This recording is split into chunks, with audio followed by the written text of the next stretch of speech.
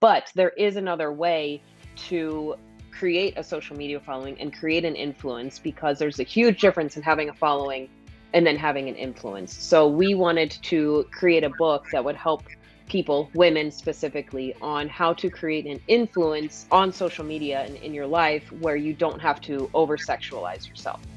Welcome to the I Own It podcast with Ben Reinberg. All right, we are live from Laguna Beach, California at the Ben Reinberg I Own It studio today, and very excited for our guest to come on. She is a fitness expert, an author, speaker, etc. Sarah Bowmar, thank you so much for joining us today. What a pleasure to see you. Thank you for having me. I'm excited. All right, so I was hoping we could start by talking about your book, which I love. And it's hilarious, by the way. It's 0 to a Million Without Showing Your Butthole. That's right. That was published in 2018. So I have two questions, Sarah, that I want to start off with. One, the name is hilarious. The first time I saw it, I couldn't stop laughing. How'd you come up with it? Honestly, so my husband and I have been on social media for over a decade, and I also have my master's in marketing. And when you are following someone online, it's to be entertained or be educated, or, there's just so many different facets of why you follow a particular person. And you can gain a massive following, especially as a female, if you post very risque things. Just look at how OnlyFans has exploded. And if that's how you want to make your money, go for it. But there is another way to create a social media following and create an influence, because there's a huge difference in having a following and then having an influence. So we wanted to create a book that would help people, women specifically, on how to create an influence on social media and in your life where you don't have to over sexualize yourself. The book discusses your life story and mission. I was hoping you share like the context specifically about the book. For sure. Yeah, so we just kind of broke down in the book how we grew the following that we have, and we give tips and tricks on how to emulate what other people have done. We are told so much in school to not copy others, but in life, why wouldn't you copy someone? Copy what other successful people have done. They've already done the work.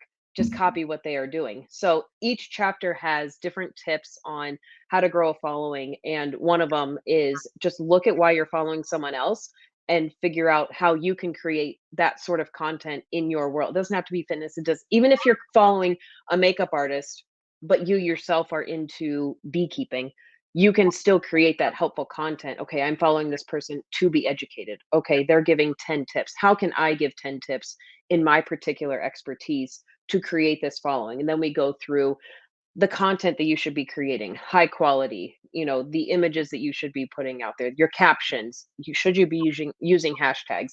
And obviously everything evolves as social media evolves and the algorithm and all of that, all these buzzwords. But the premise still stays the same as to who's got the following and then who has the influence on social media.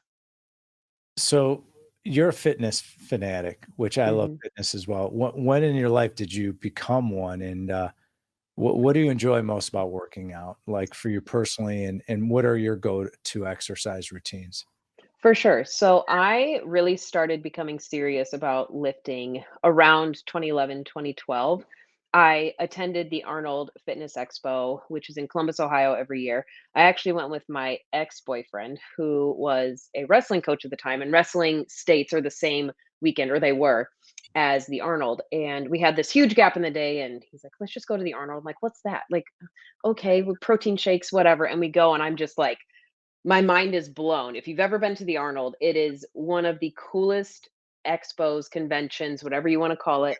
Just fit people everywhere, protein shake, just all the things. And I just was ate up with it. And I started following these women that I had met. I waited in line for people.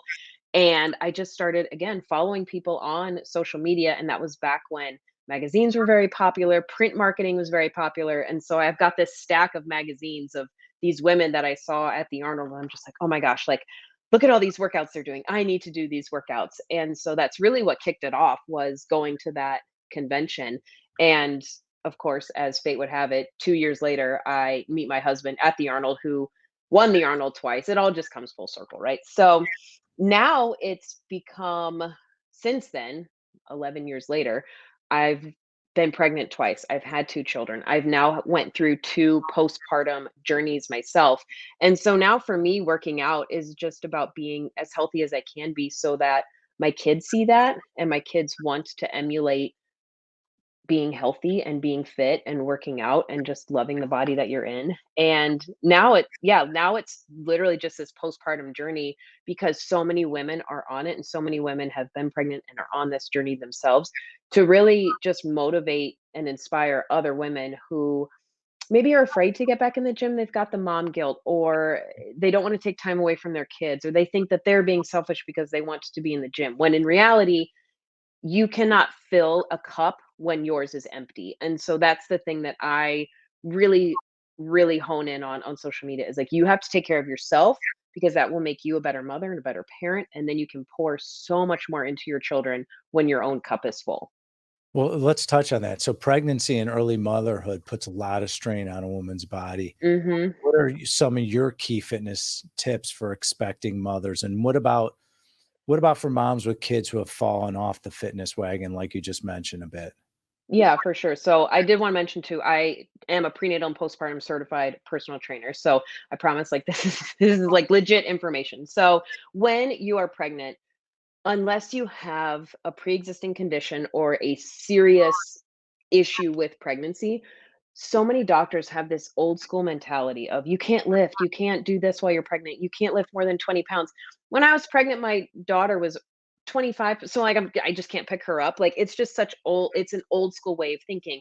And ACOG, the American College of Gynecology, actually recommends now that women stay as active as possible during pregnancy.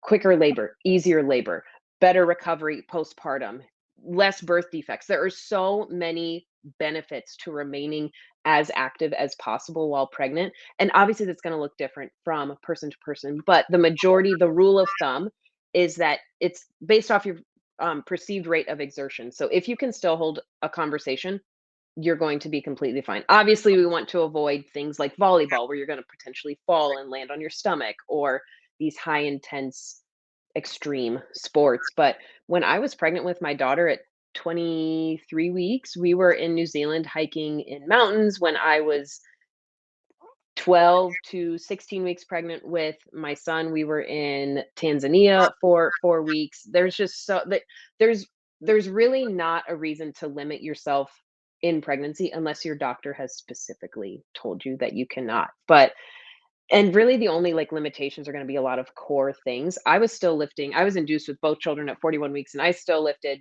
the morning of. Like, I just felt so incredibly empowered while pregnant and still being able to lift and remain strong, and yeah, it made my postpartum journey that much easier because I didn't stop being active. So living in the OC, we see a lot of women that compete in these Mhm. fitness bikini competitions. What inspired you to enter these competition? I imagine because I see it here, and I wanted to ask this. Imagine quite a few of the contestants are probably pretty vain. Is that true? And do you expect to meet your did you expect to meet your future husband at one of these competitions? No. It was so weird though because I was so convicted that I needed to work the Arnold in 20 so we met in 2014. So that year before, I was just working my butt off with my sponsors because 'cause I'm like, I don't know what it was, but it was like this magnetic pull where I'm like, working the Arnold is my goal because when I met these women in 2012, I'm like, "Oh my gosh, they have social media followings, they've got these brand deals, they're on the covers of magazines," like all of these things. And so that's really when I started focusing on building my social media platform, and I was also competing at the time. And are a lot of women, I don't know if a lot of competitors are like vain necessarily. I honestly think all of us just have body dysmorphia because everyone just wants to be as lean as possible, and competing is definitely not a sustainable lifestyle. But at the time, both my husband and I competed. We had our last show. We did the Pittsburgh Pro in May 2014. And we always joke like maybe we'll get back on stage for the Masters, which is 35 and up. And now that we're done having kids and all of that, we're like maybe we'll just do it. But yeah, it's an insane world, especially if you've been to a bodybuilding show. The level of leanness that people get to is truly incredible what the human body can do. And so I don't know. Maybe in the future we'll get back on stage, but yeah, it's a wild world. So let's talk about you as a nutritionist, okay? And I believe most people know what nutrition is, but not worked with a nutritionist before.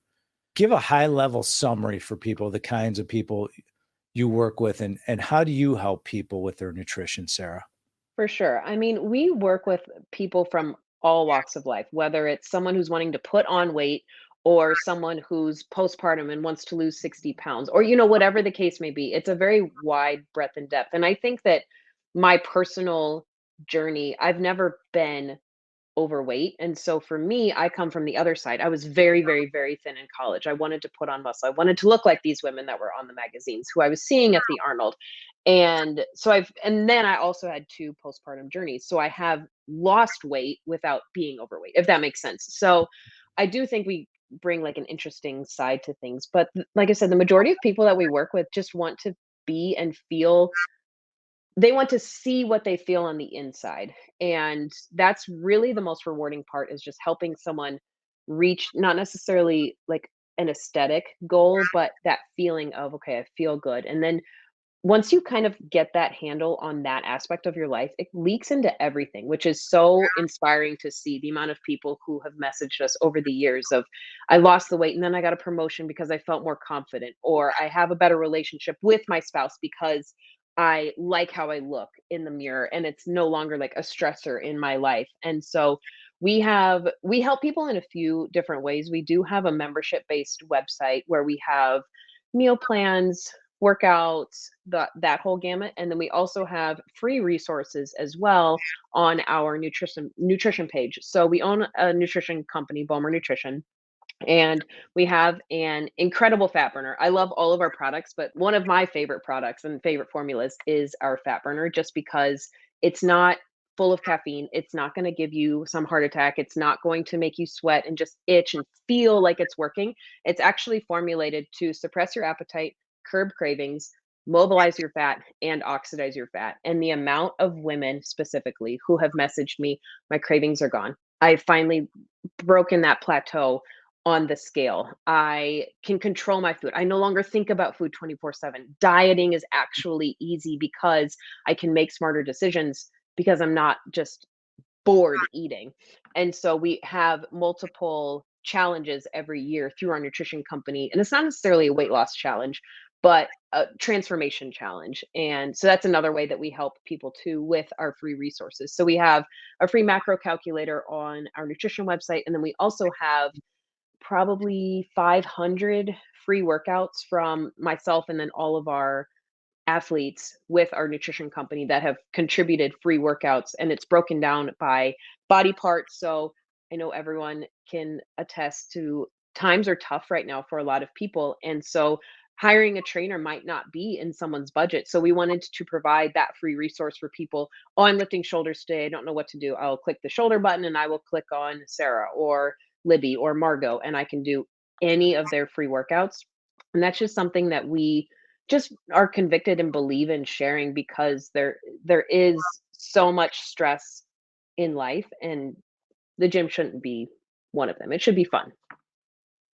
So if you don't know, I'm a big foodie. Okay. Same. And Same. we have a lot in common. Yes. So I think a lot of people feel that if food is good for you, it doesn't taste good. Okay. Hmm. And vice versa. I imagine you don't agree with that No. statement. Elaborate on your approach to recommending tasty nutritionist recipes. Like, what do you do?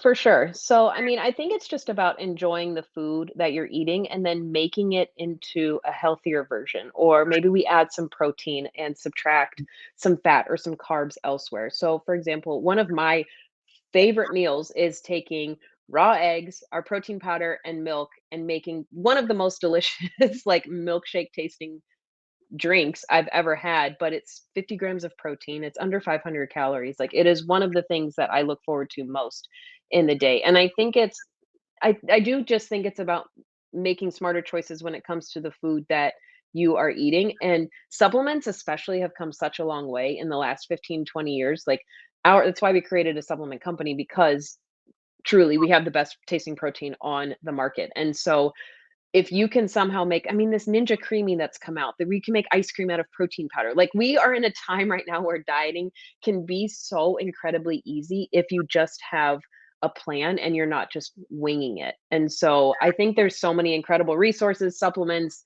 kitchen appliances that can make dieting easier and something that you can actually look forward to, because there's no, like, no one wants to live their life like chicken and rice again. I don't eat chicken. I really don't even like rice. I don't like sweet potatoes. I don't like oatmeal. I don't like the typical bodybuilder diet food. I just hit my protein in any way that I can and fill everything else with the rest. And honestly, like I said, there's so many ways now to where, like, Pinterest, like, look up Pinterest protein recipes. We have a recipe book on our website that's got over 1,000 recipes using our protein powder. Like, you protein powder now is so sophisticated to where you can mix it in coffee, you can bake with it, you can make pancakes, waffles, like anything you want, protein ice cream with protein powder. And so I think that really helps take the edge off when it comes to cravings and sticking to a diet, because you're actually enjoying the food that you're eating. Let's unpack that, Sarah. What does your day typically look like from a food standpoint? It honestly, it's pretty boring. I like to eat the same thing every day for, like, that week, for example. So, like, my breakfast, the one day will look the same: Monday, Tuesday, Wednesday, so on. I really don't eat until about 11, but I start my day with that 50-gram protein shake because we own multiple businesses. I have 2 children. We have a homestead. We've got 50, 60 animals here at the house between the chickens, the cats, the dogs, the bees, everything else. And so life is very, very busy. And I know a lot of moms, specifically moms, can relate to that, and everyone that's working. And we're all just running on this quick grind. I hate that word. So my first meal is very quick. We've got the chickens, we've got a homestead here. So a lot of my meals have eggs. My husband and I are avid bow hunters. So we have a ton of venison. We have venison bacon, we've got steak, we've got ground, it's turkey season right now, so we've got a ton of shredded turkey in the fridge. And so, yeah, my day's just it's very sporadic and random when it comes to, like, food, how I piece things together, but it's a lot of stuff that we just are harvesting ourselves between bow hunting, what we've got at the house, what we've got in the garden, and the chickens. It's been those best project getting those chickens for us. So let's switch gears a little bit. Much of your content focuses on helping young mothers. Mhm. And in my experience, I've seen so many women struggle at that phase of their life. For you personally, what was it that made you realize that this was a mission for you and you wanted to see young mothers thrive, not just survive? I think I think it really shifted, obviously, once I had my daughter and going through postpartum anxiety, postpartum depression. Now you've got this thing that you have to keep alive, this pet rock that's like, "Oh my gosh, what am I doing? No one equipped me for this." And so it really just became a passion of mine once I started getting questions. I have no idea what I'm doing. I'm a new parent, but the amount of women that were messaging me like, "Oh my gosh, your daughter is so well behaved. What are you doing? Your daughter just seems so happy and lively." And obviously, of course, I'm not filming when she's crying and having tantrums because that's not my first instinct. But I think this is where social media really can play such a powerful role. And I know a lot of the older generation has like a problem with TikTok because they think it's just these girls dancing. And of course, that's, if it's on your algorithm, it's because you're liking it. But there are so many amazing content creators specifically on TikTok that share responsive parenting, conscious parenting, parenting tips, how to handle siblings, toddler, like, just the amount of sheer content that we have access to now, to where we didn't have that.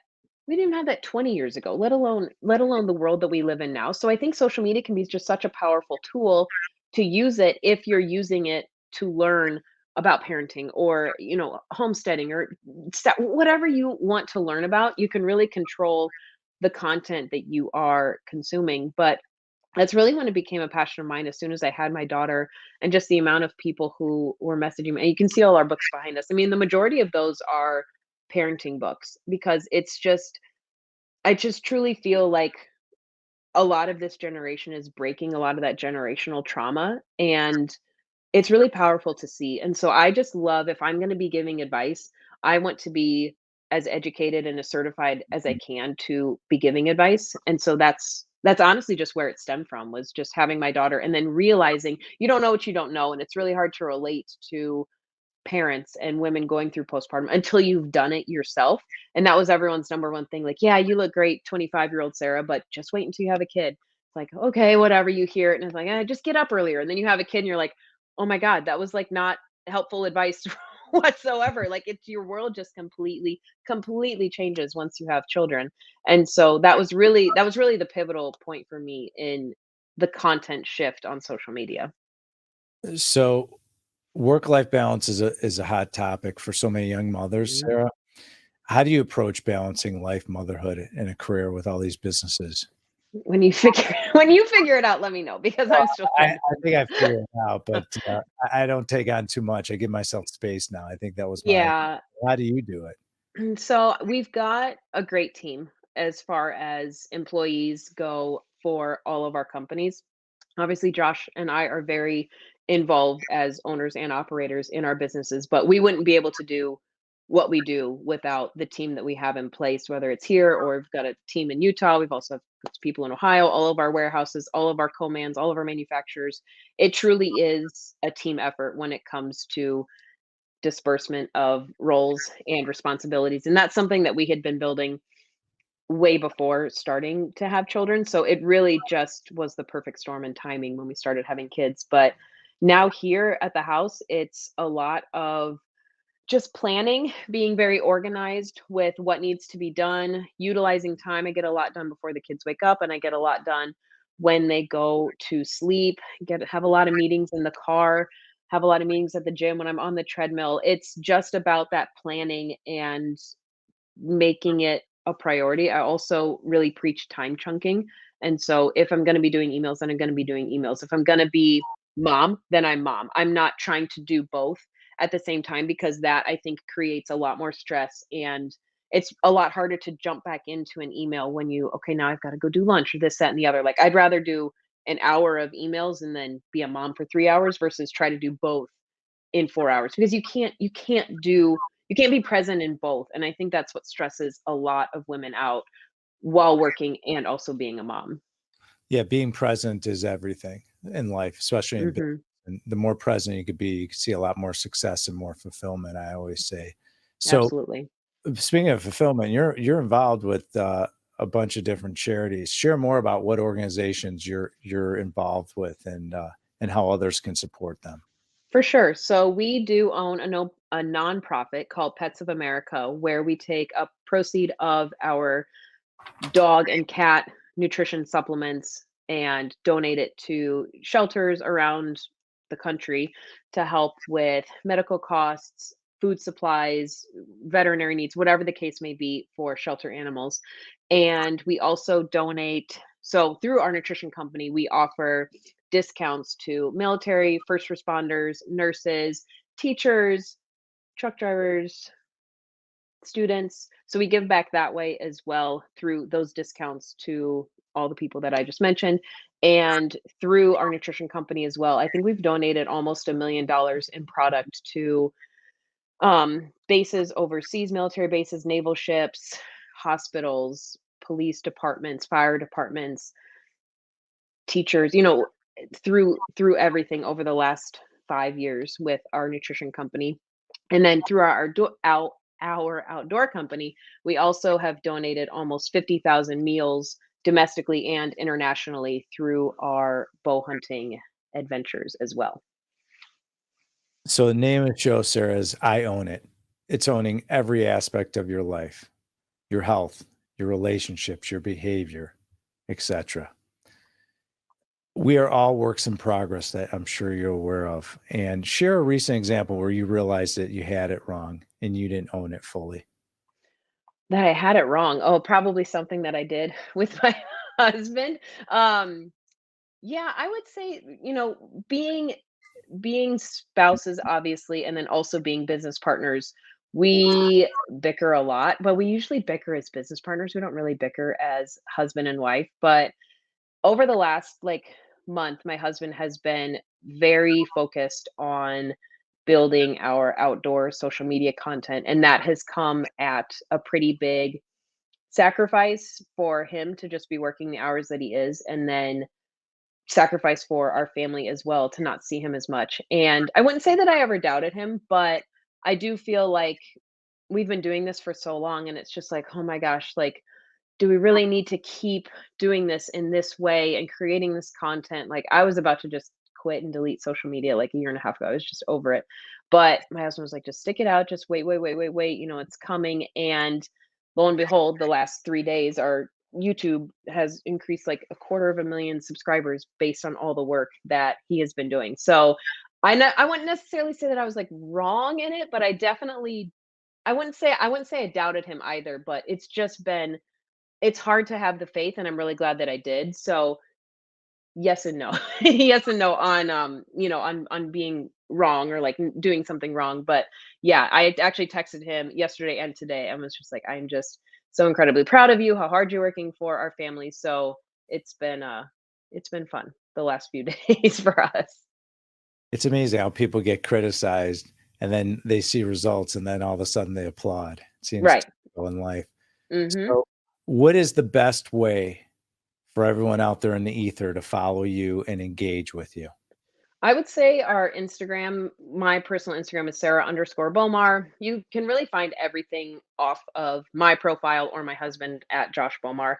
And then we're also on TikTok and YouTube under all of the same usernames. So we try to keep it cohesive against all the platforms. That way it's easier to find us. All right, well, we're going to wrap up with our 3 questions. Are you ready? I am. All right. So, if you're in Laguna Beach with me in our studio, we have a couch. Hmm. I would say, Sarah, lay down on the couch. How old are you now? I'm 34. Okay, so you're a young 34. Hmm. So go back to when you were 16 years old and knowing what Okay. you know now, you have some experience. You've been in fitness, bikini competitions. You've started different businesses with you and Josh. Go back to when you were 16. What advice could you tell yourself knowing what you know now? I would say just keep working hard, keep striving to be the best in whatever you are doing and never stop learning. I think a lot of people just, "Oh, I'm done with school, I'm done learning." As you can see, we podcasts, books, audiobooks, whatever you can do, keep doing that because that's how we propel in life. So it's our last day on earth. God forbid. It's me and you. Josh is not with us, by the way. Okay. It's our last meal. Your choice. What are we eating and what are we drinking? And by the way, it does not have to be healthy, sir. I know you're leaning in, It but won't be healthy. all right, okay. I Do you want, want my full I, course? I want from the heart, lady. That's what I Yeah, want. okay, full course meal. So we're gonna start with an appetizer from the Grand Lux Cafe in Las Vegas. It's their Okay. Asian nachos. Oh, The best thing on earth. It's the only thing I craved while pregnant. So okay. we're gonna start with the Asian nachos, then we're gonna have lobster bisque from Oh, Texas de Brazil with oh, the little cheese ball wow. bread roll things. You get me all excited. Keep going. I'm saying. And then the main course is crab stuffed mahi mahi Hmm. because so nice they named it twice with bacon Brussels sprouts. I don't know why, but that's Wow. just the best thing in the world. And then we're gonna end it with key lime pie from Oh, Publix in Florida oh, because it's true key lime pie when it's white, not green. Little known fact. one of the best key lime pies is Carson's Ribs in Chicago. So good. I'll have to get some. We're It's close enough. That's really close. Just take a little drive. Mhm. So in our studio, Sarah, we have a grand piano, drums, and electric and acoustical guitars. And if you're ever in Laguna Beach, feel free to stop by and hang out with us. Uh, we have a black door. Through that black door, if you could have any musician or band walk in the studio with us and play us a song, your choice. Now, by the way, Sarah, they could be living or deceased. Who would you have come in studio, walk through that door, and what song would they play us? I love Shania Twain and how much she empowers women, so probably Feels Like a Woman. I would lose it if that happened. All right. Well, Sarah Bowmar, thank you for joining us today. If you are interested in listening to more episodes like this that Sarah just dropped on all of us, drop kick that right hand button and click subscribe. Feel free to click the like button. And the more likes we could share this great content all over the world. And like I say, let it go viral. And to follow me, go to benreinberg.com. You can follow me on all the different social media platforms. And to learn more about commercial real estate investing, if you're a passive investor, feel free to go to my company's website, alliancecgc.com. We're the leaders in the United States in commercial real estate investing. We've been doing it for almost 3 decades. And feel free to click on our Alliance Medical Property Fund. We invest in medical properties throughout the United States. It is the #1 fund and the hottest investment in the United States. Sarah Bowmar, thank you for joining us. What a pleasure to spend some time with you. And we'll see you. Thank you so much. Thank you for listening to the I Own It podcast with Ben Reinberg. To hear our past episodes and connect with Ben, visit benreinberg.com.